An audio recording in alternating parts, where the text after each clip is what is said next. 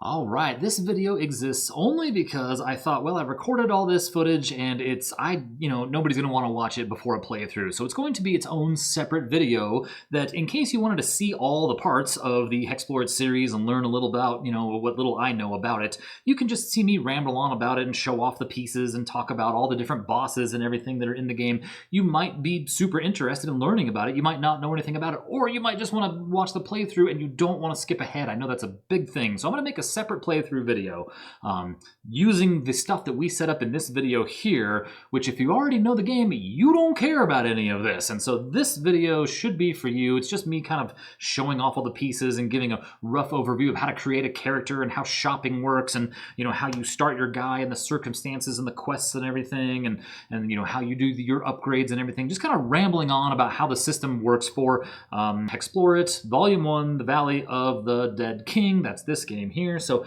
if you care to learn all about it and what all these crazy placards do and everything and all these wild bosses that you can fight and everything and how cool your heroes can be, this video's for you. Venture forth, Godspeed, learn some stuff about HEXplore It, and we'll see you in the playthrough.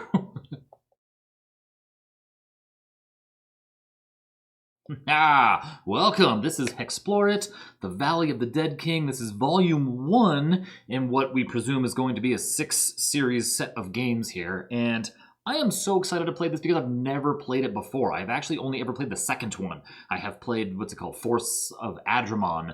And it was 3 or 4 years ago, and I remember playing it 2 or 3 times. And the thing I remember the most about it was every time I had finished, like at the end of the game, win or lose, it didn't matter. I had the most fun, and I wish, every time I think about it, I wish I had journaled, written down exactly what my characters went through, because it's way less about the combat than you would think, right? You think, oh, this is an adventure game, you're going to be fighting everything under the sun. You're not. This is mostly about the story, managing your inventory. Like combat is mostly deterministic, right? Like you know exactly how much damage you're going to do because it's a number written on your board. I attack for that 5 points of damage, and then you roll for the enemy, and the enemy has a chart that says, if you roll a 1 or a 2 or a 3, it attacks you back. If you roll a 4 or 5, it defends, and it takes half, or damage minus its defense or whatever. It's not about the combat. It's about the journey, right? And these games tell a tale, and I really wanted to do something a little bit open and more, just not always under the stress of being chased around a spaceship by an alien, or that I have to, feed my family, or they're all going to die and I'm going to take, negative victory points, or whatever the case may be. I just wanted something where I can adventure, I can meet some druids and elves and not have to kill everybody. Maybe we can do some escort quests, whatever the case may be. So I present now the Valley of the Dead King. This is quite the game. So let's take a quick spin through, Information Town here first. And I want to tell you, I never have 15 tabs open on my browser, so you're just going to want to go ahead and skip ahead to where I start doing character creation or something like that. Because this is, if you don't know what this is, you do need a little bit of information to kind of get into it, right? So what you're looking at here, this is HEXplore It, H-E-X, oh, you can see it up there, PLOREIT.com. This is the official website. Those are the 4 games. Now, if you're going shopping for these games now, I see this question asked all the time, on Reddit or in the solo board gaming subs or solo role-playing, solo board gaming, stuff like that. Which one do I get? And I've only ever played Force of Adramon, but I've always been under the impression you get Valley of the Dead King first, and for good reason. It has, less overhead. I've got a fancy little graphic here. No, that's not the one. Right here, look at this. So, complexity here. Let's start this little thing over, right? Least complexity is this one, right? Valley of the Dead King. It bumps up to the 4th one, and then the 2nd one, and the 3rd one, right? They're not exactly in order, right? So look at how open is the game world. So this one's pretty open, right? You are not limited, right? And then this one is how much villain management is there? I feel like putting that in 3rd place, I there's an awful lot of stuff to do. He's really just moving around on this board, so there's not a whole lot going on that the Dead King is doing here, right? But the big reason why I suggest this one, or why I think this, I guess the reason why it's in my brain, and people have asked me, or maybe they don't ask, I give my opinion, I guess, is because the Valley of the Dead King has an enormous amount of races and classes. And that's kind of what this is all about. This is, less an adventure board game. And I feel like you can see it right here, right? A hero building, right? It's a lot of hero building. Like you are making your guy awesome and doing the things and then just having a fun little adventure. It's almost like a choose your own adventure with some dice thrown in here and there, right? So, and if you look at this graphic came from the most recent crowdfunding campaign they had on GameFound for Volume 4. Over 2 million combinations. Now, in this game, I'm not using any of that extra stuff. I am only using whatever rolls came with Valley of the Dead King and whatever races came with the Valley of the Dead King. So we're not going to have all this stuff thrown in there. I don't even remember where the aspects came from. They might have only come from the most recent one. But all of this stuff works interchangeably, which is what's so amazing about it. And I believe the traits all come from the expansions. Okay, so let's look back here, right? Now, what I'm saying is that you can take game number 1, right, the Valley of the Dead King, and you can also, if you're really into sandworms, you can go buy volume number 3, the Sands of Shurax, and you can play them individually. You can mash them together if you want. You can play them individually and use the races or and class combinations out of either two and mix it up however you want. It's awesome, right? However, today I am sticking with whatever here is from Valley of the Dead King, and you can see there's little icons right here that show you, where's a good way to do that? Right here, there, and right there, right? So there's little icons on almost everything. I think in the latest one, Volume 4, I think in the expansion for it, I think they forgot the icon on the expansion stuff. But that's okay. It's like 3 exclusive characters or classes rather, so it's not that big of a deal to remember. So let's go back here and jump in a little bit more. So you can see they're all themed completely differently too. We have this undead king that floats around. We have this mage, right? Let's pull up the things as I'm talking about them here, right? So this one here, it's 1 to 6 players, which is amazing, and 60 to 180 minutes is impossible. I feel like that could never happen. You see that it has a decent enough weight on it here. There's some things to do in this game, and there's an expansion. Now this was there was a first edition. You'll never find that again, right? So what you're like the box right here, I think is the new one. I think you're looking at. Let's. I think it's the new box you're looking at there. And so you will only ever find the second edition out there. They had a whole graphic redesign on a whole thing, and they came up with this great system, and it all works together. So make sure that you do get the second edition of the Valley of the Dead King, but I don't think you can even find the first edition if you go looking for it. There's an expansion, and they're all the same. They're all called Return to whatever, right? And so this adds a 7th player that can play as the villain. I'm pretty sure that's what all these add, is a 7th player as a villain.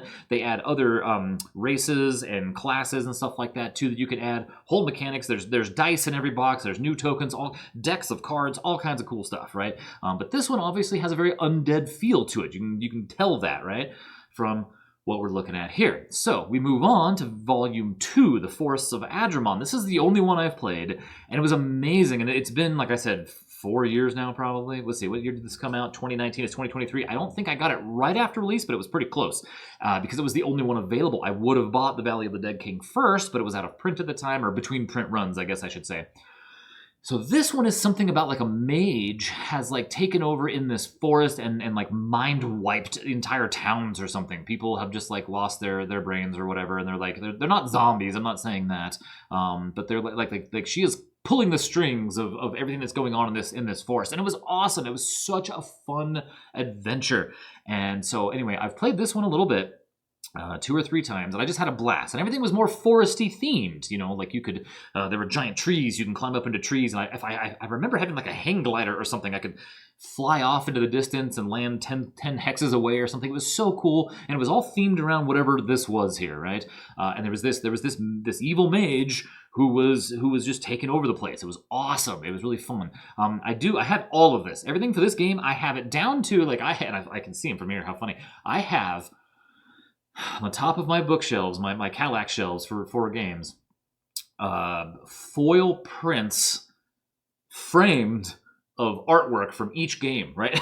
It's something you get when you crowdfund them, and they're just awesome looking. So then there was this expansion, and I cracked it open, took all the races and classes out, and added them to your hero box. And, just so I have them all mixed in there. Then there was Volume 3. There was this one. I've never opened the boxes for the rest of these. Sands of Shurax. Well, I mean, I did. I took out the races and classes, and I've never looked at the rest of it. And so this one's a lot different, right? Collect Ravager crystals within a rich world and save it from a titanic beast. There's a sandworm floating around. And if I remember right, this one had something like, there might have been 3 different ways to win. Like you could become like champion of the arena, defeat the sandworm or whatever. I'm just making stuff up now. I really don't remember, but it was a lot different and it was a little bit heavier, and I've just never played it. I just liked this game series, so I bought it. But that's that. There's of course an expansion called Return to the Sands of Shurax, and then of course there was the latest one, and this is the one I'm probably most excited to try because I love the theme of this one. Right, instead of like the spooky forest or the undead lands or the desert and sandworms and whatnot, we have like Victorian like gothic horror, right? So we're talking like werewolves and ratmen and vampires and stuff like that now, right? This I think looks so cool. I don't know a thing about it. I just know that I went ahead and got it, and the expansion, of course, which I just can't wait to dive into. But I have opened them up and taken all the stuff out of the boxes and put them into like the hero chest. There's this other thing that you can get where you can kind of put all that stuff together. Opinions differ on whether or not it's awesome or not. So anyway, that's like the main, like the whole gist of the series here, right? Is you've got these different environments to go playing around in and exploring while you're building up your hero. So for an example, let's take, I'm not going to use this anymore because picking it up in front of the screen's not working.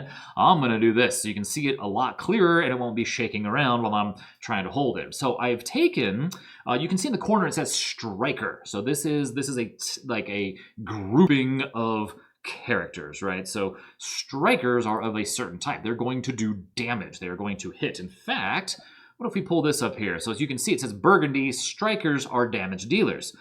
Green are assist characters like buffers. Blues, healers. Purples, that is definitely purple. Purples are sappers, they are debuffers. And brown are utility, which are specialty classes, which is something else, I think, which is really cool. So let's go back to look at our Dwarf Brute. So I could mix this up. I don't have to be a Dwarf Brute, but does anybody else? I'm sure that I can't be alone. This has to be common, right? This has to be the thing.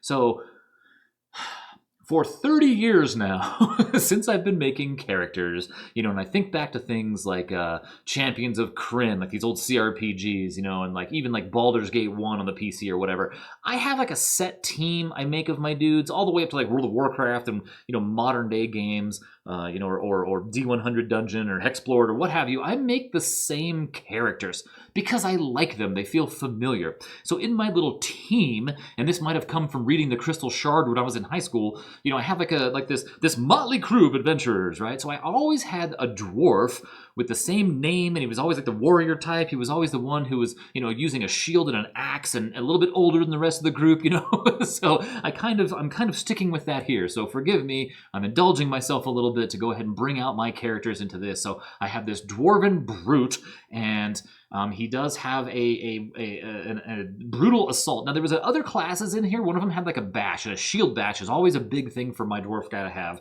But I like the way this class sounded more.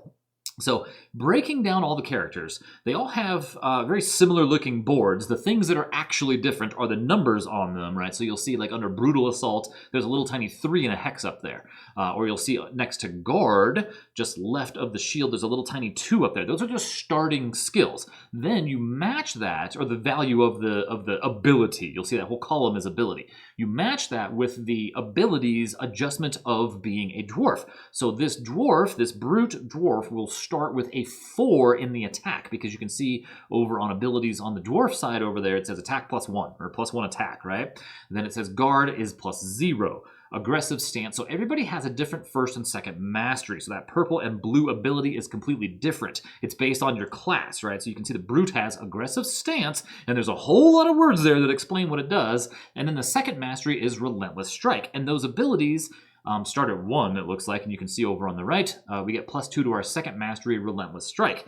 Those things cost us energy. That's what the little hex by the little fist is on the right-hand side. So it says first mastery, aggressive stance, there's a little fist, and then that says energy, right? Because if you look in the top right-hand corner, it says vitals. You have health and energy, right? And the little fist is your energy, and we are going to start with 4 +1 energy, right? So we're gonna start the game with 5 energy for the brute. I'm so excited to play this. I really am. I am so looking forward to just like having a fun story unfold in front of me, win or lose. And hopefully we get all the rules right, because God knows I nail that every single time.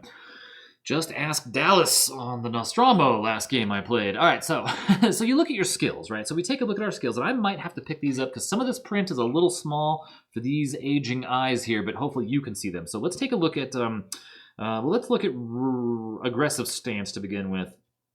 This mastery deals health damage equal to aggressive stance rank. Okay, so rank is whatever's going to be in the purple there, which will be 1 to start, because you'll see over on our dwarf, we get no bonus to first mastery, and it says we start with 1, okay? So, aggressive stance equal to aggressive stance rank, health damage, so it's not going to be energy damage to the enemy, it's going to be health damage. We're taking hit points away. Plus brutal assault rank, and brutal assault is our regular basic attack that you can see has a little heart up there, which is the same as the one in the vitals corner. That's telling us it does like physical, health damage, right? Okay, it says this damage is difficult to defend against. If your opponent defends, which is guard is defend, roll a 10-sided die. If the result is less than or equal to your aggressive stance rank, this attack deals piercing damage, meaning it can't be blocked on the... Oh, no, that's not true. Somewhere here I have... Oh, is this it? No, it's probably going to be... Yeah, piercing X. Deals damage which cannot be defended or blocked by the piercing amount. So this suddenly becomes really good. If we're going to fight somebody who has like a good chance of rolling block, right? At rank 7, that's what the little 7 up top is here, and I'm going to point to it on the bottom here, but you see there's a 7, and then it tells you that you're going to be looking at those 2 symbols once you hit rank 7. So at rank 7, this damage is always considered piercing, so no more do we have to roll. That's amazing. Additionally, you treat each opponent as a favorite opponent while using aggressive stance. That is so sick. So favorite opponent, what's that? You'll see right there, it says the brute, defend this. Right below that, we get to put a name, and right below that is favorite opponent. This is just straight up extra damage that we get to do. So, this guy's going to hate, and if you see dwarves hate the undead, that's funny because in my brain I want to put elf there. They say, so you get to roll a d6 against when you do your attack, and this is extra damage you get to do as well. And it can, and I love it, it can hexplode. So on the dice for this game, the d10s, the hex symbol's a 1 because you want your skill checks to be lower because your skills go up. Does that make sense? This one, this is a 6. So when you roll a 6 on your damage, it's going to hexplode, and then you can roll it again and add 2 to that 6. So we rolled an 8 for our favored damage, plus whatever all the calculation here worked out to be. It's amazing, okay? I love exploding dice, right? Now, in the little white spot to the right of that, you can have these calculations already written out for you so that every single combat, you're not going, wait a second, hold on, this plus that minus this damage equals this. No, you just have it right here, and if you adjust this score, or this score rather, well, it actually tells you which one to do. It tells you what it is. So you can just look at this and be like, oh, I'm going to do 8 damage, and it's piercing because I'm rank 7, right? You can just know that. Now, then there's a second skill here, Relentless Strike. We'll get into that later on, but I think that's just kind of fun to look. Now, on top of all of that, you see there's a food rating on there as well, right? So you start the game, there's some calculation to figure out how much food you can carry and how much you eat, and that's based on your race. Dwarves are hungry people. So my dwarf is going to be a male dwarf named Ripgar, and he hates the undead, and he has a food rating of 3, and that means that when he eats food, I think he has to eat 3 food. I believe that's how terrible that is, and you're allowed to carry up to, 5 times your initial food rating. So I believe that means that he's going to be able to carry 15 food. I'll have this all worked out and filled in here pretty soon. Everything on here, I don't think I've mentioned this yet, mind-blowing, is dry erasable, right? So the game comes with about 8 billion of these. Well, it comes with like probably 6. And I think at this point now, honest to God, I must have 30 of these. Like, I am making the Temu and Wish people like jealous about how many. Like, I'm going to corner the market on cheap dry erase markers. So you're not gonna, everybody has an awesome looking picture on the back too. Obviously, it's whatever race, but like every character has a really cool graphic on them. So here's our brute. You have a backpack, right? That's where you're gonna keep track of your items you're carrying around. And then this game does not have like gear, which you want to play an adventure game. And you're like, ooh, I'm gonna go from like studded leather to plate mail or whatever. You don't have that. You don't have. There's, in fact, no gear cards at all. In fact, when you upgrade your gear, it is either by spending money at the market, or you'll get like a card that says you gained an increased piece of gear, something like that. And if you look at your stats, so let's take a look, just brutal assault, the red thing that says attack. You see it's red up there. And there's little numbers around it, 4, 5, 6, 7, 8, 9. So if I go to a market, I can then invest, and you get to start at the top, 4 gold pieces to increase my gear. Every gear step I increase, I can increase the number that is in that little red thing. So my red thing is going to start at 4, brutal assault, because I have 3 plus 1 because I'm a dwarf. So I have 4. Let's say we go to the market first, and we're going to start the game at a city. So we're going to be at a market. I can spend 4 of my gold to scratch that thing out and increase that rank to 5, okay? But basically what that game is, what this is saying is I now have like a better axe, and there's only 6 ranks of gear in the game. So if it helps any, think of it like a video game, right? Like rank 1 stuff will be like gray, and then there's white, green, blue, purple, orange, and then maybe if you get all 6 of them filled in, there's cyan or something, or magenta color. There's like one god tier rank of gear. So that ring around each thing is an increased gear item. Now you also have at the bottom of the screen skills: navigate, explore, and survival. And these are the things that you're going to be rolling all the time, if I recall, because every time you move, this is more about the journey than it is about the combat. And you spend a lot of time cruising through the forest here, in this game, or like the wetlands or whatever. There's a whole bunch of places you can go in this, by the way. It's amazing. So our second hero is going to be I had initially set this out. And I don't, it's funny, I should have kept the graphics so I could show you how different they are.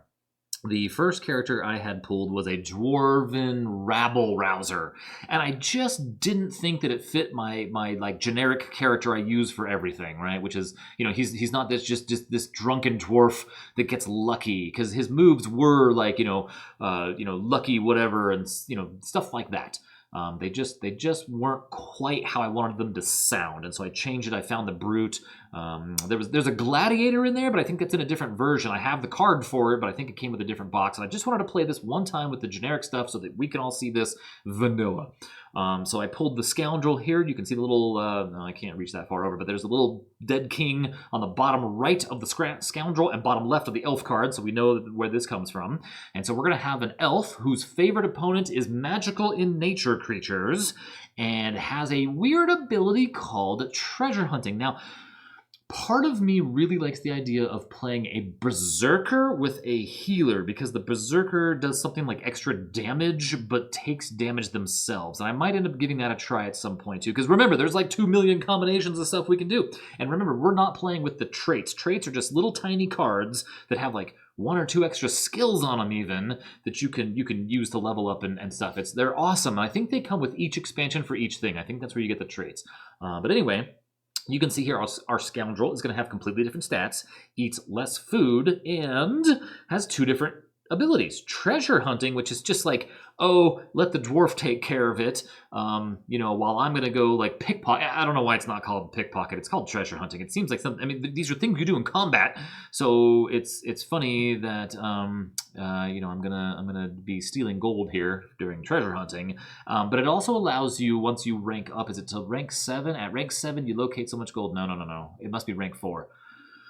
At rank 4, you may also evade while using this mastery. So how sweet is this now? In combat, you're going to say, I am going to use treasure hunting. I'm also going to evade, right, which is your defense. Now, defense means, you can see it's written up there. It says defend plus use item, and use item. So I can evade, meaning if this character gets attacked, they're going to defend at a 3, it looks like. We have +1 on our defense, and we start with a 2. So we're going to have a 3 evade rating. So we're going to take 3 less damage. But the next round, if you read backstab may only be used during the combat round following an evade. And it deals like a ridiculous amount of damage. Double damage. The bonus die may hexplode a maximum of 5 times. They limit it because you could just, one-shot everybody. It's incredible. It's incredible, right?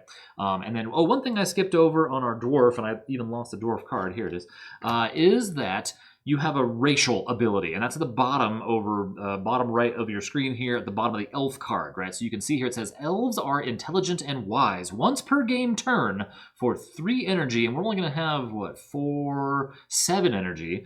You may adjust the group's circumstance die result by 1, which is pretty awesome, actually, right? And then dwarves are stubborn and crude. Once per game turn for 2 energy. You may choose whether the group wanders or not, and may choose the direction you wander into. So that's pretty cool, because you can just, like, no, we're going this way, I'm telling you where to go. And there's a little chart here for wandering, right? Like, so if you get lost in the woods, you roll here and you roll off that direction, right? You roll a 1, you go this way on the map. And the circumstances that it's talking about is this up here, right? So we have this circumstance deck of horrible things that can happen to us. I don't think they're all bad, but that's where that is. Now you'll notice they're numbered 1 through 6. Or 1 through 5 rather. If we roll a 6 on this and it's the hex side, we have to draw a random circumstance. So normally what's going to happen is, right, we shuffle this up.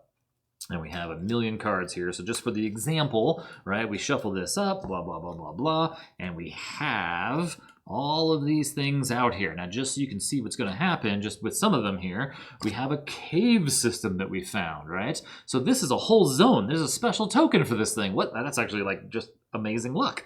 And this is a whole little adventure, a whole little thing for us to do. You've uncovered a huge cave system. Place the cave system token here. Roll the 6-sided die and add 2 to the result. Draw this many circumstance cards face down and set it aside. You may enter the cave system in this location using an event phase in which you end your movement here. If you do, you must individually draw and resolve each circumstance card set aside before exiting. We're going splunking. How amazing is this? You'll gain double the bonuses for each circumstance played in a power-up card if you survive. Exit the cave on any mountain peak hex on the game board. That's so amazing! So I could be up here, enter this cave, and go through a series of challenges, and then pop out over here somewhere. That is so cool, right? Like, this whole game is just all about telling stories and you know, like your adventure, right? Like, it's just incredible, right? Here's some enemies to fight. These are thugs, right? So thugs, they're humanoids, so nobody gets a bonus on it, right? That's not our favored guy to kill. They have 6 hit points. That's up here, and then they have a 4. I'm trying to fool you, and I'm not doing a very good job, especially because I just knocked it out of the way. And then they have a 4 on their energy. That's the little fist. Okay, so now, and these guys are level 1. That little shield up there says this is a pretty weak encounter. What we do for enemy combat is we roll that d6, and over on this left side here, it tells us if we roll a 1 to 3, they're just going to dual target health, right? They're going to punch 2 of our players, right? If we roll a 4 or 5, they are going to expend the energy. That's their mastery, right? Because just like ours, we have a little aggressive stance mastery and a treasure hunting mastery. It does damage to our group, our whole group. So if it's 1 player or 6 players, group health damage is piercing 1, and they get to defend this round, and it does cost them 1 of their energy. That's the little number down below the symbol there. However, what happens if they run out of energy, right? Like, what if this is a prolonged combat, or somehow, I don't think I have a guy that does it, but some of the characters can do energy damage, and they're very powerful because you can shut down somebody attacking you by draining all of their energy, right? So what happens there, you'll see it defaults then back to do half. It's really hard to see. It's super small. It's half of their that first thing, right? But it keeps the targeting. So it says group health. And let's say they had, we drained all their energy, so they have 0 energy, and they rolled a 4. Okay, well, they're still doing group health damage, but now it's the number they're using is half of that, which is a 2, so they're only going to do 1 damage to each of our guys, and it's not piercing, right? I believe they lose all of that. It's only going to be just like whatever the top thing is, minus the targeting. I believe the targeting stays the same. So then, always, the hex one is like the super bad one, like if you roll as good as you possibly can for them. Single target health damage. So one of our people, and I'm just going to roll a die to split between who gets damaged. Single target health, piercing of 3 damage. So they're doing 3, piercing 3. The target is also blinded. Oh my goodness. So these thugs are bad news. Right now, it's not always this. Sometimes it's an event card. If you look in the corner here, it says event. Who would have thought you'd have luck fishing out here? Each hero rolls survival, so you have to roll your survival stat. If at least 1 hero succeeds, the group rolls 1 6-sided die. Each hero gains food equal to the roll result rolled, this dice can hexplode, right? That's pretty awesome. Okay, and it tells you, yeah, I guess what dice you're going to need right there, right? The blue one is survival. It sure is. Cool. Okay, so that's pretty neat. And there's no other reward. Oh, it does. That's the food symbol. That's the food symbol, right? Yeah. Like that little gray hex. If you look at the food symbol that's right above this thing, is that little gray hex. It's kind of hard to see though, but it be there. All right, so that's pretty cool, right? So this deck of circumstances are things that are going to happen while we are ending a turn, right? So basically end of a round comes, and then we have to roll a die and pick one of these things or a random thing, and that's crazy. I'm amazed. This was just dumb luck, this cave system thing came out. I've never seen this before. I just know that it has a special token, and all of these are just like little special things that can happen. There's a whole mess of these. These are double-sided, and these are basically if you complete something, you hex it out. So like if we killed the boss right here, I'd put this over because you can't kill a boss twice because it's dead in the game world this time, and we know that can't be done. Or if these cities, we'll get to this at some point, they get the fallen, they become a fallen city, you would flip it over and put that, and there's just a whole mess of these tokens. They go on those spaces there, and I just wanted one here so you guys could see what they look like, but I just have a whole pile of them here. When you hit the edge of a board, you just flip over one of these tiles, or you can choose from these tinier tiles, but these are the ones that all have the stuff on them, things that we're going to need to find. Quests down here. Look at this stack of cards, huh? Boom. These are quests, right? So there's a whole mess of these as well, and at any given time, we're going to have 5 of these quests out here, right? So let's just peel off a quest here. So here's one that says navigate. Sadly, the card is green. I'm sorry, but it shows up on the green screen in this way, right?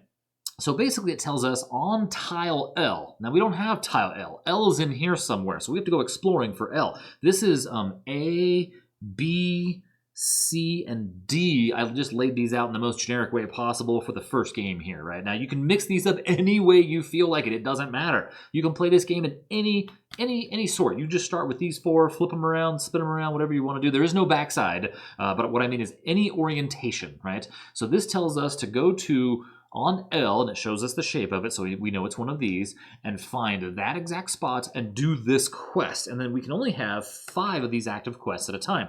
Now, they're going to be down here just off screen, so I'm going to do my best to keep them barely on screen, and then I'm going to use these tokens I use for everything else, and if it tells me to go to this spot, I'm going to put this right here so that it makes it easier for you to know that I have a navigate quest over here, which just means I need to go there and do whatever the text is. And they're all so thematic and narrative-driven quests, right? Aid, right? See, here's a whole story. A wise monk lives here. She has spent her very long life studying the mind and body. Travel there and learn her teachings. Before you turn in this quest, donate 3 food per hero to the nearby shrine, which is on Hex Tile N. And then if I have a priest, it looks like priest. If the priest is currently in play and completes this quest, roll a 10-sided die. If the result is less than or equal to replenish rank, replenish now regens health. Oh, see, wow. So there must be a priest class that came in this box and has a special quest for it, right? So this would fill up our little thing here, and there's all, ooh, here, a city gets invaded. And it's funny because I want to show you this. What color is the border of this? I looked at this for like 5 minutes trying to find these cards. The book says, if they're white bordered, they're aid cards, and you're just typically going somewhere to do something to help somebody out or deliver something or something like that. If they're green, they're just like a navigate. It's basically you go there and do whatever. And then it says like if they're purple, it's like a city is under siege or something, and if they're red, they're bosses. You can see these red things out here are where you can fight bosses, and there's little numbers. So you'd fight boss number 6 and boss number 1. Is that purple or is that gray to you, right? Like if that little card has a purple border, but this big card is not purple. And I'm convinced that if this is purple, I'm the Queen of Narnia because I think this is a gray border. I think that this little top part might be purple. So anyway, whatever that means, we just have to remember that these cards that say invasion tell us where it happens. In fact, this one says it's on card B or on tile B. We know B's out here, B's right here. It has a little mark on it. So it's hard to see, but right there at the top is that little spot. We know that's right here on the game board. We can see it's a city. It tells us that. So then we would put this card down here. We'd put this here and then this here. Now the game comes with markers. It comes with these perfectly capable. There's only 5 because there's only 5 spots. You can only have 5 ongoing quests at a time. It comes with these 5 purple markers, right? This shirt is purple. You can use these, right? I mean, you'll have these in your game box, and you know that there's a quest there. I just feel like these pop a little more, right? Like they pop a little bit more if I have them here, and if I have these kind of off the screen, they're not numbered or anything. It's not like one of these is quest 1, 2, or 3. These are labeled 1, 2, 3, 4, 5. It doesn't really matter. So I probably won't be using these. I'll probably just be using these things I've got because I like them, and they're a little bit easier for me to see because they don't come with the game. They don't blend in as much. I could have used that when fighting some Saxons when I was playing Albion's Legacy. So I think something like that might work out. And I've got a whole smattering of colors here so I can keep these guys separated. So that's how your quest works, right? We're traveling around doing these quests. And what else is crazy is if you look at this board, it's very hard to see. Let me pull one of these up. Let me pull an interesting one up. Right, you can see there's other stuff going on here. Like there's like a little cave right there, and that's a whole mountain thing. That's an impassable thing because the graphic shows a giant mountain. I can't just walk past that, right? That's not cool. Does this show up or does it? Oh no, that works. Okay, right. So, right, there's like marshlands and stuff like that. There's all kinds of little things going on that you kind of need to pay attention to, and I'll probably screw up a pathing here or there as we play, but I will try not to. But you'll notice there's roads and rivers as well. You can travel. Those are kind of like safe travel. That's like safe passage along. You're following a landmark, a road or a river, and so you can cruise along those things, no problem. Now we talked about the dice a little bit, and I want to show you one more time because I've blown my surprise by I keep putting my hand in front of it. So you'll see those dice on the bottom are green, yellow, and blue, the D10s. You'll notice I don't have green, yellow, and blue out here because green has been hiding from us the whole game. It's right here. So, or the whole time I've been talking, right? So green just doesn't show up very well, and I don't want to roll dice that you have a hard time of seeing what I rolled, right? Like that's a 10. You can't see it, right? Not at least very well anyway, right? It's just too hard to see that this is a 10. So I happen to have a billion HEXplore It dice in this house, by the way, but I have a gray one that I'm just going to utilize. We're going to use this. It's numbered the exact same as the green one, and it's gray, and it shows up very well. So we're just going to pretend that gray is green here. So this game, or this die is not going to be in our thing, and so when we need to make these skill check rolls, you're going to see this happen on your screen. Yellow's a little bit harder to see, but you can still see it. Green completely disappears. Green is down here now, right? And that's just a whole lot of really hard to see. And I'll try to remember to bring them over here, and not have them fall over when I do it. But we're going to need to just kind of remember this. And then the purple one shows up rather well. That's the one opposite of the hex side, of course. Okay, so let's dive in now to, have I kind of gone over most of it? Everything except for combat. I haven't really touched on combat yet. So combat, I mentioned it was very deterministic, right? And it really is. Like if I have a 4 up here and I choose to do an attack, I'm going to do 4 damage unless they defend. So combat is done on what is called the battle board. Let me pull this up here. I'm not going to have this graphic up, I don't think, during the game. This is, and I literally had to pull a chair over here to have stuff as like a sideboard table for me. I have this little battle mat here, and on the back of it is the list of conditions, but for you, I have that for conditions, and we have keywords, but I don't have the battle mat. And the reason why is it doesn't matter is I'm going to be writing on here anyway, right? Because again, everything's except for the tiles, I guess, and the cards, I guess, aren't dry erasable, although I've got sleeves on my cards, so I'm sure it would work. But, you can see here, no, you can't see there. You can see there where we have to keep track of things like how far the dead king moves. We'll get to the boss here in a minute. What blessings we have. That's, we go to a shrine. There's no shrines on this board, but it has that little symbol on them. Whether or not we're in the middle of an escort quest. Health damage against the guy that we're fighting is going to be written on this battle mat. And anything on the bottom where it says piercing and favored opponent damage is just unblockable damage that is just happening, right?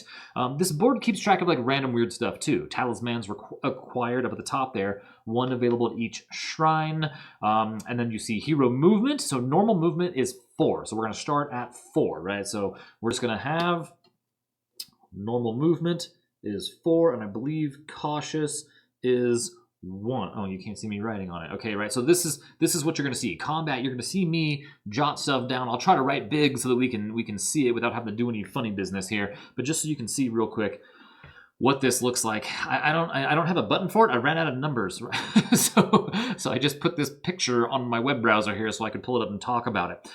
Group purchases are going to be like specialty items that we're going to come across in our journeys. Like a folding boat probably allows us to go down a river. I have no idea. Climbing gear is going to allow us to go over those impassable mountains. I don't know what the rest of this stuff is.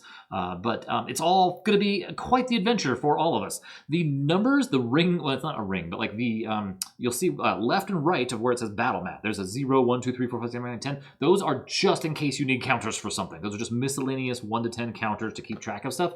We're going to need at least one, I think, to keep track of the Dead King's bad rolls, maybe. In any case, at the very bottom, this is something I'm not so sure about because I feel like I'm not going to be good enough at this game, certainly not on my first playthrough, to properly utilize this. But see down here where it says starter, easy, moderate, difficult, heroic, epic. During play, if at any time well, no, not during combat, out of combat, if at any time I decide, you know what, this is easy, we're one-shotting all these enemies, our rewards suck, we're not getting what we want for it, we need to up the ante a little bit here, I can say we move up from starter, where there's no change in vitals, to easy mode, which is plus 5 vitals per hero. Now remember, vitals are both your enemies too, health and energy. So that means that they're going to have more energy and health, not just one of the two, not just hit points, right? So they're going to have 10 more energy and 10 more hit points, and they do an extra damage for every roll. Once we defeat an enemy, and we're looking at easy, then we roll a d10, and we get an extra power-up if we roll a 2 or less, okay? And then it goes up from there. We can get all the way to heroic. Oh my god! Look at epic, plus 100 vitals per hero, plus 6 damage, and 1 additional target. You're out your mind. You don't even have to roll, you just get it.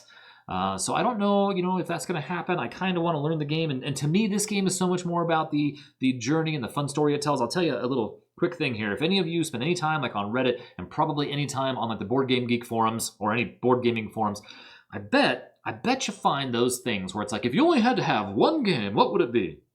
And so I call this a lot of people call it their desert island game or their bunker game. And there's always the caveats of like, okay, am I playing by myself? Do I have magical AI that plays whenever I want, that are my skill level to always provide a challenge? Like, you have all these things. Am I with my family that hates this game, or whatever? You have all these little things, right? But whatever the case, imagine this, I think to myself, it's got to be solid solo, first of all. And then if there's people there, something that everybody, could enjoy. And there's 2 games that always come to mind, and Zaya is always the one that I pick, right? And then this is always like the next on the list, because it just tells such a good tale, and they're just so fun that it's better than just like, we're gonna have a deck of cards and hash out, a game of war, or whatever. We're just gonna play poker for eternity. No, I don't. To me, that's not it. So you have little miniatures in this too. These are Reaper miniatures, by the way. And here is the one for the Dead King himself. I guess, I don't know why this is in here, right? You've got, this is the target. So like if he's over here, he goes city to city. So my bad, he'd be up here and he'd be here. This way we can walk the Dead King across the map. And then this is like his target. I forgot this little guy was down here. I thought for a minute that was him, but no. And these are pretty solid. It's weird. Reaper miniatures, I don't think are the best miniatures, although I'll say this. They're new ones, the USA ones, using the CeoCast stuff. What are they call them, like Dungeon Legends. There's 2 different lines. They use the new stuff. Are fabulous. They are great. But like the Chronoscope, the Bones, the Dark Heaven ones, I don't like them. I think the plastic is not good. But whatever this is, and this is an older one, this is probably PVC, is fantastic. I think it's very sharp. Like, I don't know, somehow Reaper can prove that they can make them this way, but like nothing I've ever bought from them is this good unless it's one of their new Bones USA stuff. And this is us. This miniature here represents the party, because we can't split the party. The only time the party could kind of split is basically during combat, and one person runs away and flees the combat, and the other stays and finishes the fight, win or lose. Then you just roll to wander. So, where did we wound? We went straight north of wherever we just were, one space, and that's where we found the deserter or whatever. That's as splitting as the party as you can get in this, okay? So that's kind of the overall gist of it here. I want to take a look at this too. This game supplies you, check this out. There's loads of these things, right? We have these, and they are dry erase, and one of mine, it's a shame, is messed up. It's this one, and it came this way. It's a bummer. My city's one. I wish it was one of the market sides, because you have two that say market. I don't know where it is. Oh. So this is normal to have two that are the exact same. It's just because chances are, if you're here, you have access to both. If you're here, you have access to both. So that's why market is on both sides. But my cities, so if I pull up the graphics, you'll see I put cities on the left side. The bottom right of it, there's like this weird white stuff. It's actually bubbles. It was just manufactured, like a manufacturing defect. I don't know if you can see it, but there's like weird little bubbles in mine. And I don't know. It's been in the box. I've never played it. I've never touched it. And it's got little bubbles. And I can tell you that having looked at all my other stuff, I don't think anything else has this. So it's like this is a one-off. This is not a normal occurrence. I wouldn't worry about it. I have so much stuff from this company here, and this is nothing. And it doesn't matter. I can read right through it. It's fine. But anyway, you have all these little things that tell you exactly what's going on. So if we wind up in a city, we look at, of course I can't find it now. Where did it go? It's this one. We look at the cities tile, and it tells us, what cities are what we can do in the cities. It tells us a little about them, what happens if a city is taken over by the dead king here, and then it's a fallen city. And on the back of it, if it's not, we have a market. And so let me just pull this up so you can see. Here it is, right? So at some point, we get a black market. We're going to have to pay attention to how that opens up too. The black market has things over and above the regular market, but also all the things available in the market. It's considered its own city because of that, I guess, and it like wanders around or something. And then, it's just like, it's awesome. There's a whole list of items to buy and everything. And could you imagine playing this if you're mixing them? Imagine you're mixing this with Forests of Adramon, and now you have half of the cards from her thing and half of the cards from this dead guy's thing. Oh, and there's different tiles. They have their whole own games. You don't have to buy this one first. You can buy any one you want. But I maintain it. I feel like this is the one to get because you get like the most, well, maybe not the most stuff. These boxes keep getting bigger, but you get the most guys. You get the most heroes and whatnot. And it just seems like the answer. It just seems like the way to go. But obviously you can do whatever. So yeah, these are pretty cool. I'm gonna have to refer to these because these are just a touch small. For me to read, like I'd have to get a little bit closer because the monitor you're sitting at's probably 2 feet away from you. It's 4 something feet. Yeah, it's probably 4 feet away from me. Maybe not quite that far, but pretty far. Maybe 3 or 4 feet. So anyway, there's also ruins that we can visit and those shrines. Hey, look, I told you the shrines had that same icon up there. Whatever we were looking at had those icons there. So we have all of these. Now on top of that, there is an 80-page manual. I'm not kidding. But it's not that bad at all. It's more like a 22-page or 20-something page manual because it's small, right? Like, look at the size of this thing, right? So it's very small, and it's kind of an easy read. It's not that bad at all, and you don't need to read some of it. Like, in the very back here, it tells you how to wipe down your dry erase mats. Go to the website for blah, blah, blah. These other living card games. Basically, there's some cards that have a QR code. You can scan them and go there. I actually pulled them out, so don't expect to see them here. Shh. And then we have, it tells you, right there, dual boards, right? What do you do if you have Forests of Adramon and Valley of the Dead King, right? Different play styles. You can play solo play. There's a way to do it. You double your rewards and whatnot, marathon style. Just give yourself double the abilities, quick play, family play. There's all these things. You can just skip all this, right? Valor score. This is almost like achievements, right? And as you achieve more and kill more, there's other things you can earn and do. I'm not doing any of that, right? So you can stop once you get to the end of page 64. Right, so it's more like a 21-page book, right? And then some of this is like object of the game. The heroes win the game when they defeat the Dead King, which is a level 10 boss. Okay, and then you go into setup, right? Obviously, setup's pretty straightforward. It tells you where to put this stuff and how to fill this thing out. We just covered all of that, right here. So you can blow through a lot of this, and it's really pretty easy reading. And then there's just a whole lot of as you play, discovering what's available. I could not tell you what is on any of these. We're gonna figure it out as we jump in for the first time and have a grand old adventure together. I think this is gonna be pretty great.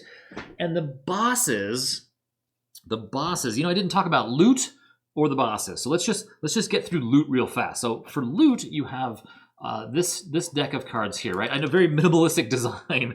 Question mark, exclamation point, and a plus sign, right? So you look here, and let's just peel off a couple of these to see what loot cards look like, right? Have I got them upside down? Of course I do.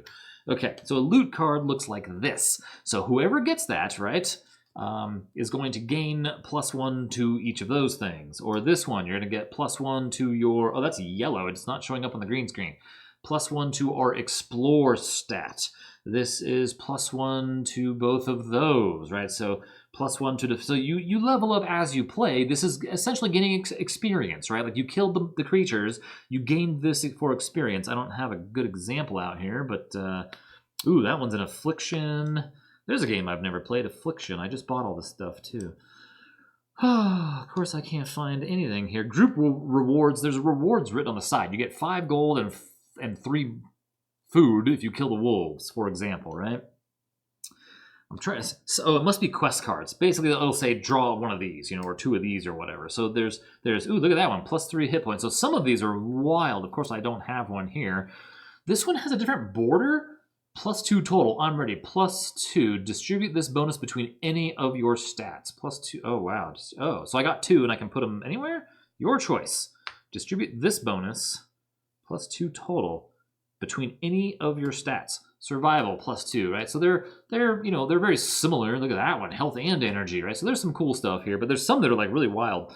But anyway, that's how we level up. Basically completing these quests, I guess. I thought it was more some of these guys, but maybe not. Maybe I'm mistaken. Maybe it's mostly quests. I thought, yeah, it must be mostly quests. But some of these, they're not all bad, right? Like, what is this? Discovery. Here's a new token. It's whatever this snowflake thing is, right? So there's a lot going on here. Would that say diseased, poisoned? It's really cool. I can't wait. I'm super excited. And like I said, I've only ever had experience with the forest one, and that was years ago. So I'm really looking forward to this. So, and you know what? Reading the book for this answered some questions I had from reading the book for the other one that like we're still bouncing around in my brain. So the last thing is bosses, and they look very similar to these guys, right? Like this is just like regular thugs, okay? They look very similar to that, except for they have their own boards. So this game comes with 5 boards, front and back, of guys to fight. So you'll find the Bandit Prince is on 1 and the Gray Slime is on 2. Now, rather than me hold these up, I took the time to make these easy to see, right? So you can see the Bandit Prince is 1, and you can't see it now, so I'm going to pull it up. 1 right here. So if we go here and kill this guy, this is what we're fighting. The Bandit Prince has 25 hit points and an energy of 16 unless we're playing on a higher difficulty. You'll notice that they have 6 different abilities as opposed to just the 3, right? So, he can attack. He's got more like us, really, right? He has 4 skills, but because they're bosses, they have boss abilities if you roll a 5 or a hex, like the 6. And then they have passive abilities. You see at the bottom it says mugging. That is only if you're up to moderate difficulty or higher when you're here. So wherever moderate is, you're up to +10, right? So +10 per hero. So we're at +20 on this guy. So this guy would have 45 hit points. Oh my goodness, and 36 energy, okay? I mean, that's kind of, mostly how it goes, right? Group survival, look at this, right? It tells you what they hit. It tells you what you're going to have to roll. And then over there it says single rewards, each rewarded to a different hero, right? So if you have a party of 6, normally you're going to roll for who gets this. And the manual says, look, there's 2 good ways to do this. Everybody rolls their die. And whoever gets it highest gets the first reward. Whoever rolls second highest gets the second reward. And it says optional and decide before you begin to play. If you just want to split the rewards up, go ahead and do that. And that's what I'm going to do here. I have 2 characters. I'm going to suggest somebody takes the +2 and somebody else is either taking both potions, or one guy gets both. I don't know. Oh no, it does say different heroes. So I guess one person's going to get +2, one person's going to get both potions.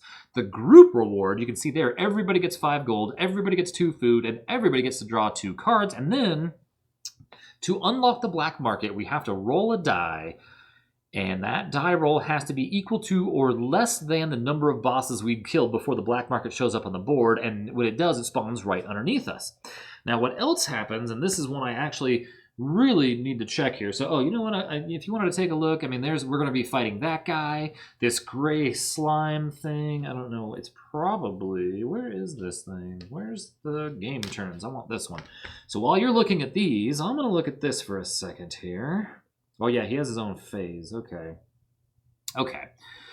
This is sick, by the way. Oh, it's not quite within reach. Take a look at this dude. Take a look at this guy. This guy, I didn't know this up until last night when I decided this is the game I'm playing. I opened this box and flipped through these guys and started scanning all this stuff so I could have these pictures for you guys to look at. And I saw this guy in there and I was like, no way. I had completely forgotten that they had made an entire campaign for this game. And let me explain to you how heavy this book is. It is thick. This thing is mighty. There's the Dead King standing not quite length all the way across even. Like there's a good 2 millimeters there. Oh my God. Yeah, it's pretty intense how thick this is. And I've never really looked at it, right? Now I have. There was a bit of upset in the group when they made this thing. They're actually working on a campaign book for the new one. But I had to have this because I have everything for it. I've never like played it because it's just one of these days, and it's like one of those things where you think like when I'm retired, I'm gonna play all my games. You know, there's gonna be new games out. You'll never play these games. We're just buying them because we like this stuff. We would love to play them, but like, oh my God, look at all this. Look at all. I mean, this is. There are stories for every bit you go to, all new charts, all new enemies, heroes. Look at this. Oh my God, there's so much here. I kind of don't want to show it too close because I don't want to spoil anything by accident. Trouble at the gates. Look, it tells you how to set up a map. There's a whole chapter passages. Given the bloodied state of the man, you're hesitant to assume you'll have any time to spare in meditation and preparation. You've been waiting for a chance to prove yourselves up to a venture out of the shrine. This calls for decisive action now. And that was one paragraph. Look at this. How many pages is this thing? Over 500. So, oh my God. Yeah, I've never really looked at it before. Like, I got it and was like, this is sick. And I have a PDF of it. Like, it's 126 megabytes, I think. Because if you ordered this, you got the PDF as well, I think. There was a little bit of something going on when the campaign for this happened. Look at that, Chapter 2, Into the Wilds. This is amazing. Amazing. I don't know who the people are that exist in this world that actually get to play through this stuff, but man, I envy you. I really do. I'll never, unfortunately, never get to be the person to play through stuff like that, you know? I'm at best going to be doing like little one-offs like this, but I'm still going to have an amazing adventure. But yeah, that Click's Madness thing is pretty crazy. So anyway, the reason I brought it up is this is Click, I guess, right? So that's cool. I mean, it's like a whole story based on this guy, and they're making a new one for the Forest thing. And I don't know if you buy the physical, if you just get the PDF or not. I think it was supposed to be part of a reward for one of the campaigns, and then it was like, guys, this became huge. We got to charge you for it. People, as the internet does, you know, was upset, and we just got, you know, they said, okay, fine, and did it anyway. But I don't think that's ever going to happen again, and I don't blame them at all. Like, they put way more work into that than I thought it would be possible. Look at this thing we're going to fight. Holy smokes. So yeah, there's all kinds of cool stuff. It's a whole world they created in this box that we just get to play around in. Like what a time to be alive, right? Like look at this. This is incredible. We're going to be fighting all this stuff. Well, probably not. But one thing we are going to fight is this guy. So this is the Dead King. Here's the guy we're up against at the end. And basically what happens is he comes out, and I've got to pull this up now. So in the game turn sequence, so we move first, right? We roll skills to see if we got lost in the woods and had to eat or found some gold. Then we do a circumstance. That's these cards up top up here, right? We roll a die, and then, you know, we find out what happens to us. Like we find that cave system if we rolled a 5 here. How cool is that? Okay, then we handle that unless we're on an event space. That's part 4 of the game turn, right? An event occurs if the group ends movement in a city, shrine, boss, ruin, or quest location. Okay, so we don't do a circumstance there. This event happens instead. Okay, so then those things, it tells us what to do, and then the Dead King has his own phase. Now, the important bit here is where it says, I'm going to try to read it there because I don't know what I just set it down. Oh, here. The Dead King doesn't begin on the game board. During this phase, roll the 6-sided die. If you roll a hex, he appears. Each turn he does not appear, drop the value by 1. For example, on the second turn, he appears on a roll of 5 or a hex. On the third, he'll appear on a roll of 4 or 5 or a hex. On the turn the Dead King arrives in the valley, roll the 6-sided die again. The result is the city that the Dead King has taken. Now this whole mechanic I'm describing to you is completely unique to this version of the game, right? Like the mage in the forest doesn't work this way at all. You know, the sandworm guy doesn't work this way at all, right? So it's completely different. This is the king's shtick, right? So On the turn, the dead king arrives in the valley. Roll the 6-sided die again. The result is the city that the dead king has taken. So you'll notice out here, there's city number hex 1, 2, 3, 5, 4, and there's the 6 hex, right? And then we even roll to start. Like we don't know where we're gonna start. We roll. We start in city 3, which is right. So we would start the game right here. I don't know if you can see that, so I might have to use something, so you can see a little bit better where the heroes are running around at. Something like, I can push them in there a little bit. Oh, perfect. That way we can see where we are. The Dead King might not fit, but we'll keep an eye on that guy. We'll find a way to keep track of that guy. So anyway, basically the Dead King, place the Dead King miniature and a Fallen City token. That's, remember, these things on this city. During this phase of each subsequent game turn, the Dead King will either select a new target or move towards his current target. Targets include any cities left on the board or the heroes themselves. So he, what do I do with the D6? Oh, right here.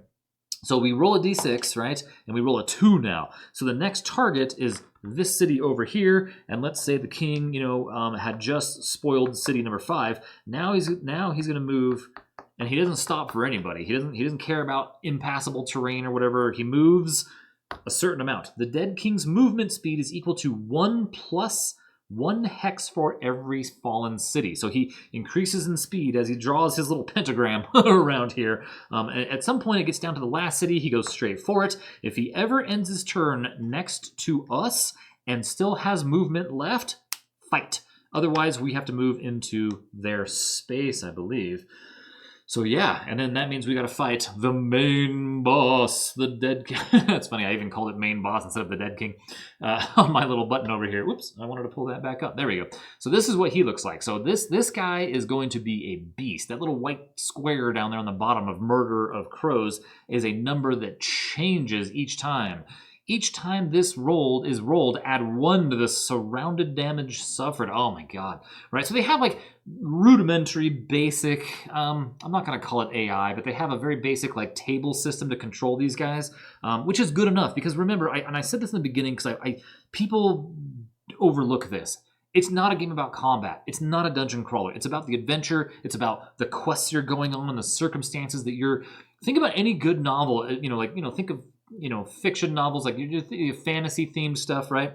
They're not just one combat after another, right? It's not that. It's one combat per chapter at best, maybe, You might have one whole chapter of combat and 3 or 4 of adventure and then another combat. And that's what this game is. That's what this game puts onto the table for us. So hopefully, I know this went long and everybody skipped it. That's okay. I just wanted to talk about it to get this off my chest, to get everybody up to speed. If they don't know what they're looking at, this is what this is. I'm going to, we're going to cut it here. We're going to put a timestamp in the show notes. Like always, I'm going to try to, not make a mistake, but I seemingly make at least one mistake, per game, if not a million. We'll have Klingon subtitles. If I catch anything, I'll put them in the descriptions. But then I think we are going to go have like a little character creation section. Even though I went over it, I'm going to walk through it. And then I think we'll stop it there, and then we'll start the playthrough, because this is going to take me probably 2 or 3 days. It's going to take at least 2, I know that. So we're going to see how this goes, and we're going to get started with character creation in just a moment.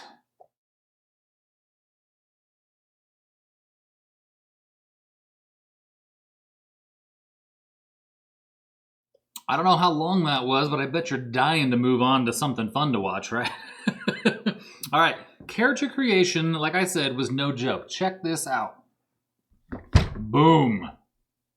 The hero chest. Love it or hate it, this is currently the best storage system for all of your heroes, races, whatever you have. What else have you got in this? Traits and aspects, right? So it even has a nice little holder, and this is not, I couldn't fit any more in here really, so I just took some of them out. But you want to take this thing out to begin with, and then this is just like an extra sheet just for writing stuff down, right? So maybe you want to keep track of, backpack items overflowing. It comes with this little thing, which, if you've got that much stuff, that's a lot of stuff. Now the problem with this thing, why I don't like it, is that your dudes, right, are all flat. They're laying down. you can't stand them up. And so you're like, if you want to go pick out a character, you have to take out the stack. Ugh. And, you know, all this cardboard is not lightweight, and then stand them up, and then you can flip through them and take a look at your guys. Like this, right? Because you'll notice it, well, you probably can't tell, but like the edge of the box is down here, and so you can't close the lid, right? It doesn't work. I don't know why it was designed that way, you know? I guess maybe the weight of everything on top of everything else will help keep it flat, but it's not like it all has a problem curling. Anyway, look at the amount. This is the first 4 games and all 4 expansions worth of guys, okay? The box comes with little tabs, right? So it says, like, you know, here's your healers. All right, so this just separates healers and then assists, right? So you can kind of keep, you know, if like you're looking for a very specific character, you can do that, right? Or a class, right? You can do that. So once you pick out whatever classes you want, some of them, you get back here, this is the exclusive guys, and I believe that these are the ones that come in the expansions, I think. It says HEXclusive up here as if it's like a character class, you know, type or whatever. And I believe that these are the ones that are like you can play solo and they're stronger than a normal hero, I think, is the idea behind it. And so, you know, if you only want to play one character, this is the way to do it. I think that's what these guys are. What was that guy? You were awesome. The Spellblade, the Beast Lord, the Vagabond, the Plague Lord, and you can see down here the expansions are changing. The Crystal Mage, that's the Sandworm one. The Champion, that sounds like one there. The Realm Crosser. Oh no, wait, oh I must have these mixed up because that's the Adramon logo, I think. So the Realm Crosser, the Wellspring Channeler. I mean, there's so many. The Rune Master. Oh, see, this one doesn't have an icon, so this, I think they just misprinted. I think there's 3, yeah, where they didn't put the expansion for Mirza Noctis, Volume 4 on here. So the Demonologist, the Rune Master, the Death Knight, and the Blood Mage are all from the 4th one. But those are like specialty dudes, right? If you look at regular classes, here's the Rabble Rouser. The Teetering Haymaker, the Lucky Stumble, the Impressive Belch, and a Rowdy Uppercut. A Summoner, a Necromancer, the Berserker. I mean, there's so many. You jump into Sappers and you have an Elementalist, the Wilder, the Shaman, a Sorcerer, and more. I mean, there's so many things you could do. Healers, you've got yourself the Oracle, the Apothecary, the Divine One, the Floromancer, let the forest heal you, the Templar, the Scourge Eater, the Monk, the Enchanter. There's so much here. It's awesome. The Whipmaster. Oh, now we're into assists. Whipmaster, Nomad, Commander. It doesn't matter. I mean, you can do whatever. So once you've got an idea of, you know, how you want to play. God, this is heavy. This is a lot of cardboard. Once you have an idea of you know what class you want to play, you then need to pick a race. I mean, I guess you don't have to do it in that order, of course. So you can then pick a race. And now again, you know, like I said in the beginning, love it or hate it, this is the best way to store your guys. I'm in the group that doesn't like it. I was completely disappointed by this thing. So the next thing you have here is the races box. You slip this out, and unfortunately, you'll notice everything's kind of cockeyed because that's all the cards I can get in there sleeved. If it had 2 millimeters more, they would be able to fit perfectly in here sleeved.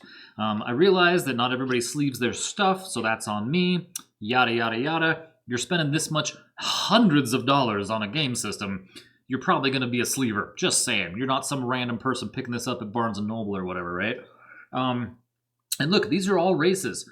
These are all races from the first game.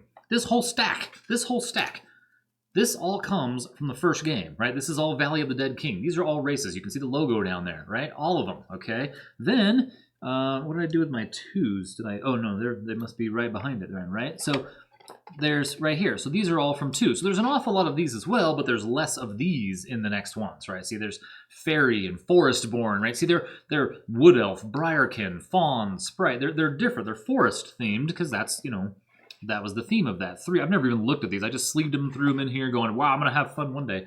Half Orcs, Half Djinn. Wow, Duneborn, Sylphid, Hobgoblins, right there. And you can use any of these in any other game you want. And they do have these cool little dividers, you know, so you know that that's from game number 1. Then there's, what does this say? Rares and Hexclusives. See, this says Hexclusive Highlander. I mean, and there's a gang of these things too. And that first one definitely came from the first expansion.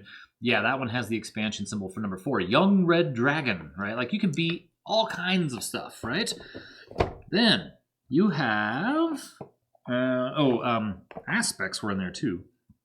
These are more like, again, there's 6 of these extra backpack things, right? So if you just want to have this little tiny thing instead of this giant thing over here, just more stuff to write on, right? Which is always nice. Then you have the traits pile. So I believe these came with the expansions. These are also, for some reason I thought some of these had 2. I guess they only have 1. So these came, I believe, with the expansions only. And so you could have something like focused, right? So it's just like an extra skill for your guy, right? Metabolic, empowered, clever, stoic, otherworldly, monstrous, overachiever, resonant, hermetic, survivalist, headstrong. There's just, what was that, stingy? I'm in here? Stingy. Look at that. So there's a lot of these, and you could sleeve these, I guess, but they're dry erase, right? So you wouldn't really need to. But this is the kind of stuff, when you're making your character, you know, I mean, it's borderline more role-playing than it is like, you know, fantasy game just to you know, kill some goblins or whatever. Like, you are in this to have fun and build a character, and that character is going to go on a heck of an adventure. It reminds me a lot of like the solo RPG stuff, like Iron Sworn, D100 dungeon, 2D6 dungeon, that kind of stuff. It reminds me of that Savage Hearts one. That sounds. I've never played those things before. Except for I've dabbled with D100 a little bit. So anyway, so we have. Let's pull up the. Let's see what we've got here. We have. Where is it here? Here's the rule book. So we're going to pull this up, choose your hero. So we've done that, right? We're going to take a brute, a scoundrel, and a dwarf, and an elf, right? So select your role. So now we get to use the markers. We get to fill in all this cool stuff and write down all of our information in here, right? So it's pretty straightforward. I'm going to have to double check all the food stuff, and I just want to go over that with you real fast here. So setup overview is right here, right? Each player selects a role in a race, fill in the role mat. So we're going to do all that. Starting gold is based on the number of heroes playing. So 24 gold per hero in a 1 to 2 player game. So we're just going to write in here 24 on each character. Now, gold and items can also be transferred anytime outside of combat, willy-nilly. Anything you want to give to your buddy, fine, right? No problem. Starting food is equal to 2 times your hero's food rating. So our dwarf is going to start with 1, 2, 3, 4, 5, 6. Okay. Let's see here. Food. Oh, rating, it says. Starting food is equal to 2 times your hero's food rating. So my food rating is 3. So I only have, is that only 6? Is that what it is? I guess so, huh? Rating 3. I get you may carry up to 5 times your initial food rating. Okay, 2 times your hero's food rating. My food rating is 3, so I should write that in here, I guess. Food rate, or circle it or something. Food 3. Oh, there's a spot for it right there. It says food rating. I just didn't see it.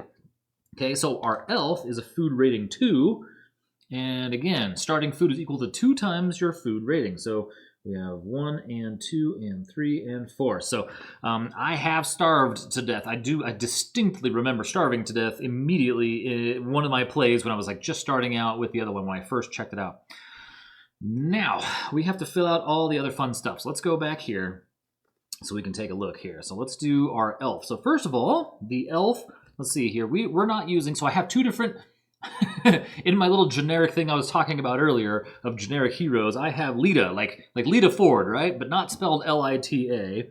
This is, oh, I need something flatter to write on. Here we go. So L-E-E-T-A. And her favorite opponent is magical nature. All right. That's that. Magical nature. Already did our food and our gold. You can see dry erase is already rubbing off my gold because I'm not very careful. And then we have, okay, so vitals, right? So we have a 4 up here in the corner to start, right? We have vitals 4, and elf is going to be +1 health, right? So we're going to start with a 5 on our vitals for health, and energy is going to be it looks like a 3 + 4, 7 on our vitals on energy. We go down the elf card, I think is probably a quicker way to do it, just because it's like, I don't know, it goes over, I guess, I mean, it's all there. Attack is +0, so we're going to only start with a 2 in the red. Defend is a +1, so it's 3. First mastery, we get +2 on that, which is going to give us a 4. And then we have, 0 for our second mastery is a 2. Navigation is +2, so we're only going to have a 3. And then explore and survival are both 0. So 3, 3, and 1. We are not very good survivalists. And then that's it. I mean, there we go, right? We now have our scoundrel all filled out. There's Lita, the elf scoundrel, okay? And her ability, remember, is on this card, so we do have to keep that handy. So let's move on to the brute here. She is going to be our second player. The way I've always played in all of my parties in all of these games is, whatever the warrior guy winds up being is the party leader. And let's see here. So now we're going to fill his in. Ripgar, the dwarf warrior whose favorite opponent is undead. We're going to write that in on the sheet. Health, starting health up there. What does that say? +3 health. So we have 11 health to begin with. Wow, we are awesome. And our energy is +1, so we're at 5 to start for our energy. Our attack is +1, so we're going to have a 4 for our starting damage. Defend 0, so that gives us a 2. First mastery, ouch, is going to start at a 1. Second mastery is +2, so we start that at a 3. That's nice. Our navigate skill is +1, so that's only a 2. The yellow one, explore, is going to start at a 1, and survival is +2, so we start at a 4. So just like that, suddenly Ripgar the dwarven brute is ready to defend, is ready to do some traveling here. So just it's awesome, right? These might have to just kind of sit off the table a little bit. I'm gonna do my best to remember that they have these abilities. Let's see here. This is affecting wandering, and this one, you may adjust the group's circumstance die result by 1 once per game turn. Okay, so those are going to come in very handy in certain circumstances. Now, as many of these as I have, I might end up using something that writes a little bit better if you find these hard to see, but I think those are showing up pretty well. All right, that's it for our character creation.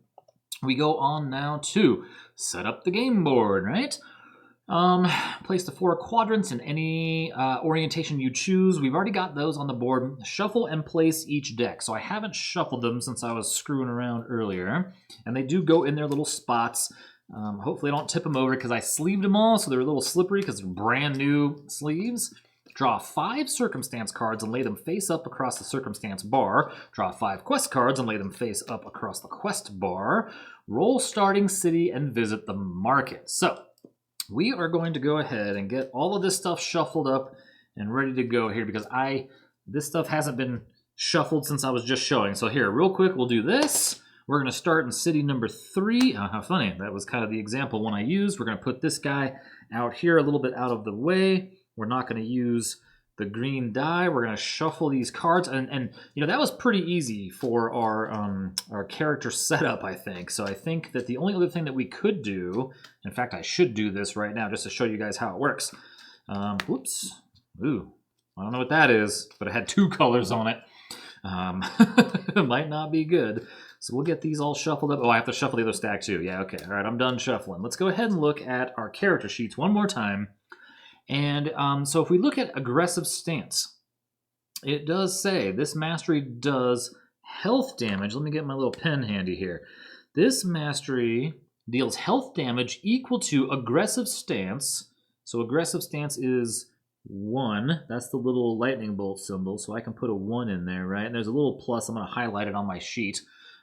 Aggressive stance plus brutal assault, which is a 4.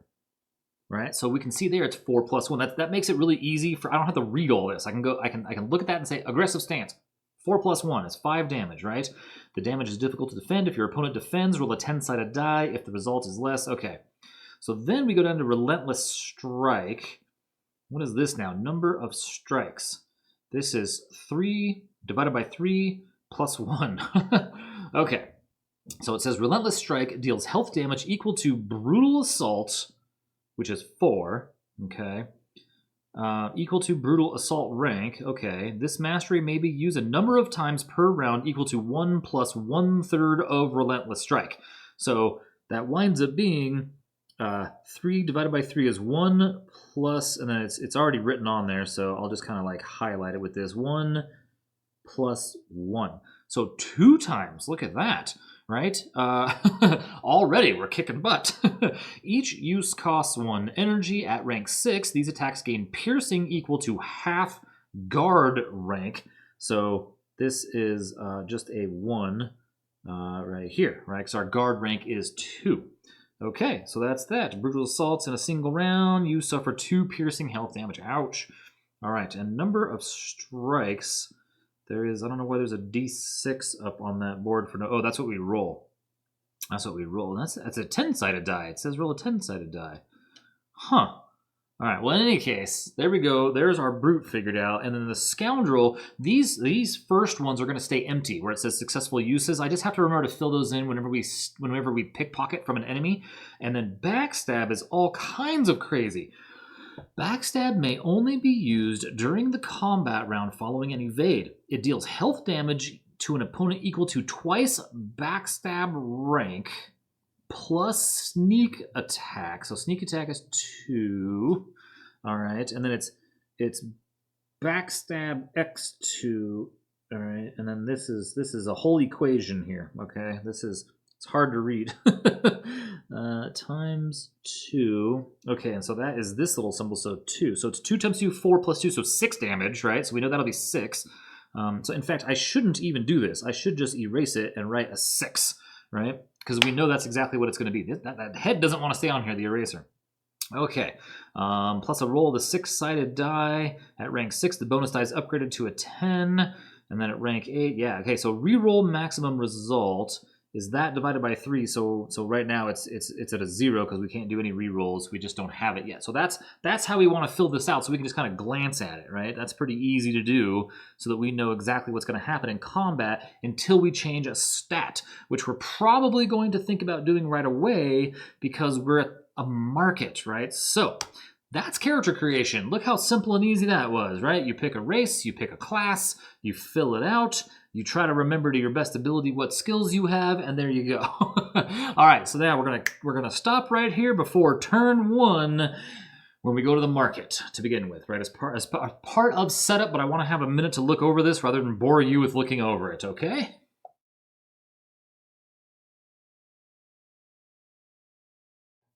We're getting there, I promise. Okay, next step is going to be go shopping at the market to start, right? That's what the game said. So if we take a look at the markets here, right, we can buy everything in this little center spot here, okay? The black market isn't open yet. We are in a city, and we happen to be in number 3. So if we see what number 3 says, it says the Rock 2 encampment, led by the orcish shaman Dregnak. The orcs are a complicated people. They are resilient and attuned to the spirits of the land. You may purchase handy elixirs for 2 gold here. Now, if you hop on to the right, or to the center there, you'll see what we can buy at the market. And recall that we have 24 starting gold pieces per character. So we have 24 gold right here on our character sheets each. And I've already marked the food because I've decided what I wanted to buy already. Okay. So here's the breakdown on this. We're gonna need some math.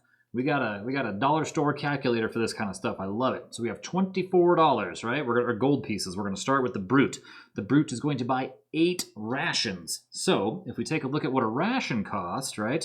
Rations are 1 gold apiece, and each ration purchased equals 2 units of food.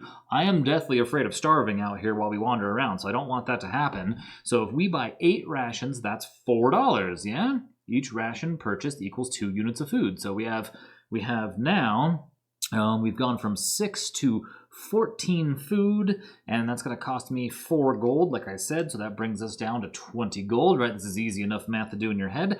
Then I want to buy, so if you look again, we have camping gear. Actually, you know what? This calculator's not going to work very well, mainly because I have to split the cost of some things. So I essentially may as well have $48, right? That's going to be the way that this breaks down, because we can trade our gold between each other. It doesn't matter anyway, right?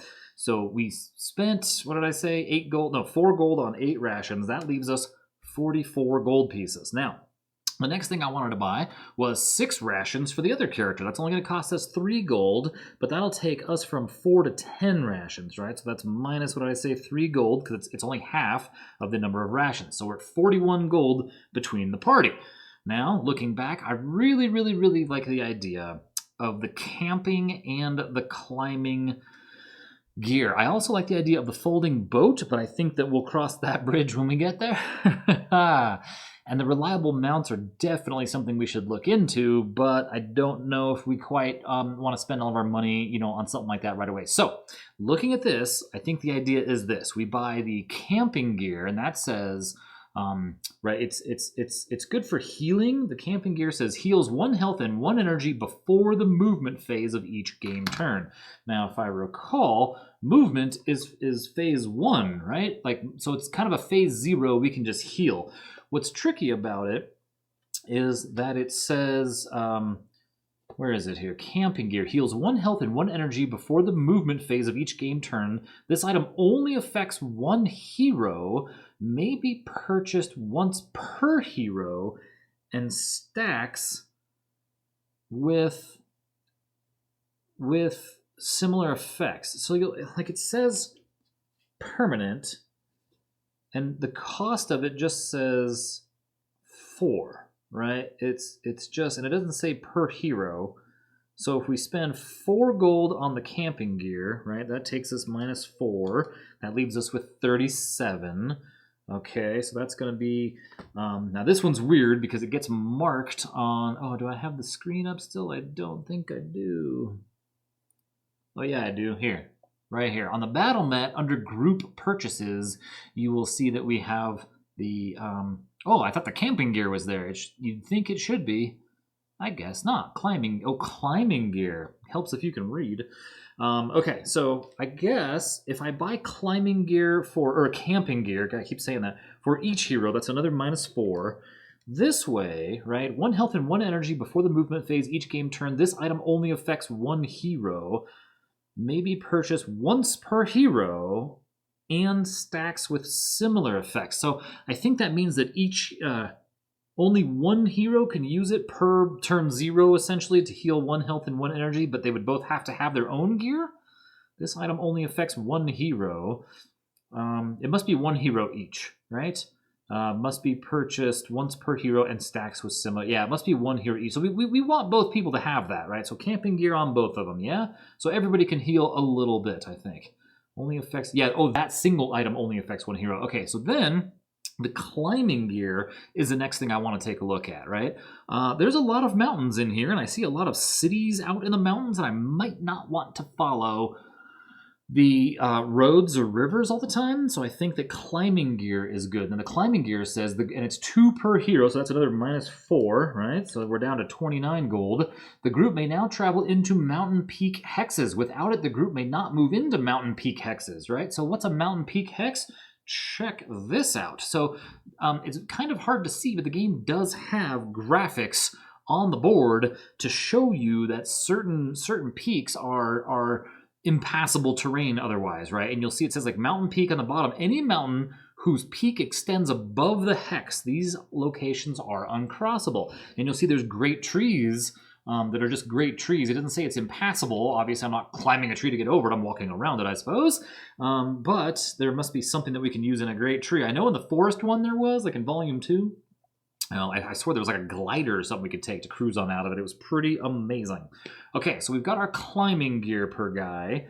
That was what? 2 gold per hero, so that was another 4 gold down. And then I think we're going to take, and I've got to start writing this stuff down better. I think we're going to take, where's my pen? That leaves us 29 gold. So we're going to take handy elixirs. Let's take 2 handy elixirs each. So I'm going to write that down. 2 handy elixir, Elixir, and I'm going to put that on each sheet. Now, if you remember, so you're looking at the sheet, it says 3. Remember, we're at the place where it sells them for 2.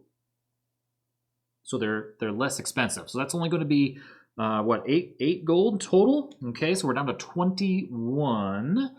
And what else do we have? Handy elixir. And then I'm going to have the scoundrel purchase 2 regular potions. They are 1 gold apiece. So let's just do that. So that's going to be 2 potions.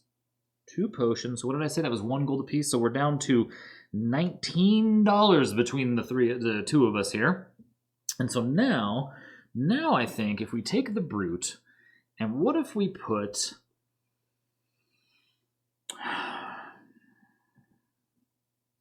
Let's take... So the brute has... Yeah, okay, so let's look at the brute's card here, right? So if we're looking at the brute starts... Oh, you can't really see it.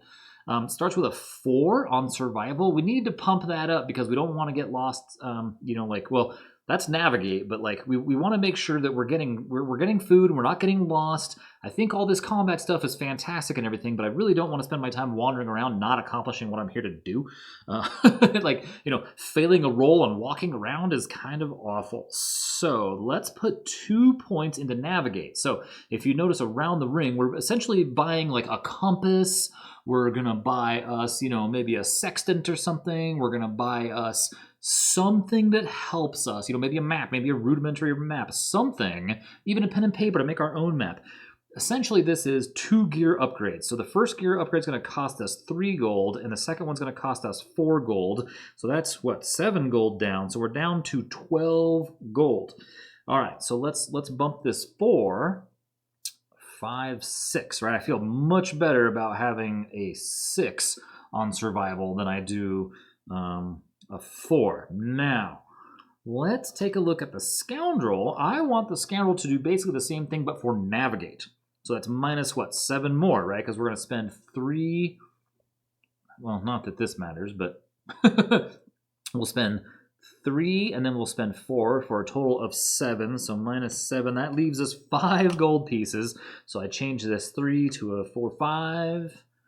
So we have a 5 here, and that leaves us 5 gold. Ooh, you know what? Let's spend the last one on this to make it a 6. I'm going to feel real good because that's going to cost us 5.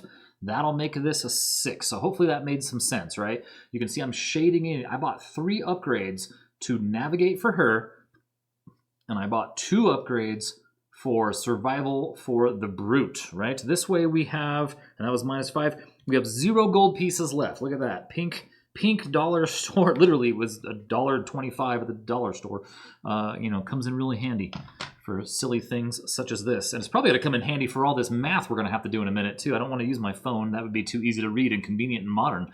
Okay, so I think we have our characters ready to go, right? So just one more quick look. This is what we're starting at here. 2 handy elixirs. I'm going to have to clean up the handwriting on some of this. We're going to start looking like this. Ripgar the Brute, the Dwarven Brute, who hates the undead. I feel pretty good about this, I think. I like this. I think this is a pretty good, pretty comfortable way to start. Our Scoundrel is going to start. She's going to start with 4 different potions. Good thing there's no belt checks in this, right? We don't want to break our stuff. But I really like the idea of getting us to navigate around here, around the world pretty easily. And so that kind of does it for setup. So I promise we're going to get to the game in just a second here. If you didn't just skip all that talking, it's going to be another day for me. How sad, but maybe we can get a couple turns in before that happens. All right, so we'll be right back with turn 1, I promise.